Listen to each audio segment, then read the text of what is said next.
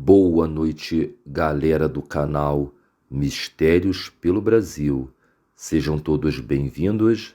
Esta noite vamos curtir um super relato de lobisomem. Fiquem agora com o caso Pacto de Lobisomem, Angústia e Arrependimento, primeira parte. Olá, sejam bem-vindos ao meu relato. Não irei contar meu nome, porque pouco importa, e nem a cidade. O que vocês devem saber é que sou do Paraná, nascido no Mato Grosso, em Sorriso. Minha história começa com algum dos meus parentes que me herdaram essa angústia de querer virar fera. Ou foi minha avó por parte de mãe, ou meu tataravô por parte de pai. Irei começar a história deles primeiro. A história da minha avó, já falecida, era pobre demais para sustentar minha mãe e seus irmãos. Quando não tinha o que comer, ela pegava comida de trabalho de macumbaria para se alimentar e alimentar eles. Isso fazia com que ela começasse a mudar completamente de uma hora para outra. A minha avó não acreditava no sobrenatural, mas sim zombava de tudo isso. Até que um dia, depois de comer um frango ou alguma coisa parecida, como se fosse uma segunda personalidade, ela começou a ficar agressiva. Seus cabelos erguiam como se fosse uma eletricidade arrepiando. Seus olhos viravam para trás, sua voz mudava, suas unhas viravam garra. Minha mãe, vendo aquilo com seus irmãos, quase foram mortos por aquela possessão. E no dia seguinte, a minha avó não se lembrava de mais nada. Isso se iniciou até no dia de sua morte. A minha mãe nunca teve essa possessão ou algo sobrenatural por ter comido da mesma comida que minha avó. Ela cresceu e se apaixonou por meu pai, e assim teve início a minha geração. Desde que eu me conheço por gente, eu tenho uma vontade incessante, exaltante de virar fera. Eu sempre me achei diferente, eu poderia ficar o dia inteiro brincando, pulando, desgastando por completo durante o dia. Mesmo cansado, quando eu chegava à noite, de repente minha energia voltava em escala muito maior. Eu corria mais rápido que todos do bairro, eu era mais forte que todos lá. Quando eu olhava para a mata, eu me imaginava correndo nela, me mergulhando nas sombras, correndo como um animal, sendo um animal. No começo era só isso, mas isso só foi aumentando. A vontade incessante era horrível. Todo dia que eu acordava era isso. Só foi passar dos tempos e só foi piorando.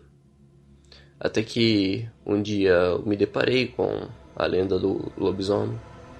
Aquilo era um chamado. Eu não sei direito o que era. Não fazia sentido para mim. Se isso era um chamado, se era a resposta ou era só mais perguntas. Eu logo fui me aprofundando mais e mais, procurando sobre a licantropia. Procurei muito ritual na internet, em sites, e procurei até pactos para me aliviar desse sofrimento que eu sentia, essa angústia, esse sentimento de querer, um sentimento que não é meu, não sei de onde é, não sei de onde veio, só simplesmente está ali, desde a hora que eu acordo, desde a hora que eu vou dormir, o tempo todo, sempre está ali. Eu procurei rituais, fiz de tudo, mas nada nunca funcionava. Até que um dia, isso mudou. Quando eu fiz 16, encontrei, navegando na internet, um grupo onde eu achei pessoas que queriam se transformar. Foi lá onde encontrei meus 2 amigos até hoje. O nome deles não irei falar, por privacidade. Irei chamar um de José e outro de Maria. José, ele tinha a mesma condição que eu. O diferencial é que ele não queria se transformar. não queria, mas ele poderia. Ele relatou para mim uma vez que ele utilizou uma canalização. Ele sentiu o seu corpo queimar e sentiu um prazer. Ele dizia para mim que não doía. Ele começou a falar para mim que o corpo dele parecia que ia estourar, mas não estourava. Ele mudava. E ele apelidou essa técnica aí de canalização. Pelo menos é isso que ele falava. Agora, Maria, ela fazia oferenda para um tal de Daimon aí. Eu não falarei o nome do Daimon que ela fazia as oferendas. Nós tinha o mesmo desejo, a mesma condição. Antes que pergunte o porquê eu não pedi para meu amigo José me passar o tal da canalização, nós fizemos isso, mas ele alegava que era muito perigoso e não deveria passar para nós. Eu entendo isso. E vendo agora hoje, sim, é muito perigoso um bagulho desse. Principalmente para criança de 16 anos naquela época, ou menor de idade ainda. Agora, voltando para a história. Maria e eu nos aproximamos, uma relação muito amigável. Fizemos amizade em pouco tempo. Logo, papo vem, papo vai. Até que eu achei um lugar na internet. Eu não sei como não foi derrubado, não sei como está lá, mas aquilo mexeu comigo, mexeu com todos nós. Um pacto com a entidade da Goetia. Lógico, não iria contar nem o passo a passo do pacto, para que crianças não façam isso. Logo que eu achei, contei para José e Maria. José logo de cara disse para não mexer com isso. Por outro lado, Maria ficou animada e disse que já iria se preparar para fazer. Eu estava dividido no que fazer. Na minha cabeça estava girando. Tudo não fazia sentido e não fazia. Para mim, finalmente isso iria passar ou só iria aumentar esse tormento? Eu só me perguntava isso. Será que esse pacto vale mesmo o preço? O pacto consistia em fazer um pentagrama na frente dele, um triângulo com o sigilo da entidade, e em cada ponta do triângulo e do pentagrama colocar uma vela de cor específica e acender as mesas à meia-noite em dia de lua. Quando chegou a hora, eu sentia um impulso para sair dali. Eu pedi pro pai lá em cima, eu não sei o que eu tava na cabeça, um pacto com a entidade dessa e pedindo ajuda para o pai das alturas. Eu peguei e pedi proteção. Eu acho que isso mudou todo o curso da história. Isso era para ter sido diferente.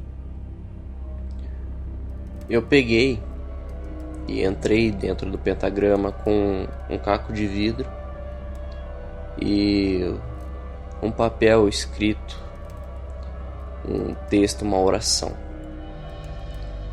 Eu peguei, esperei bater 00:03 da manhã.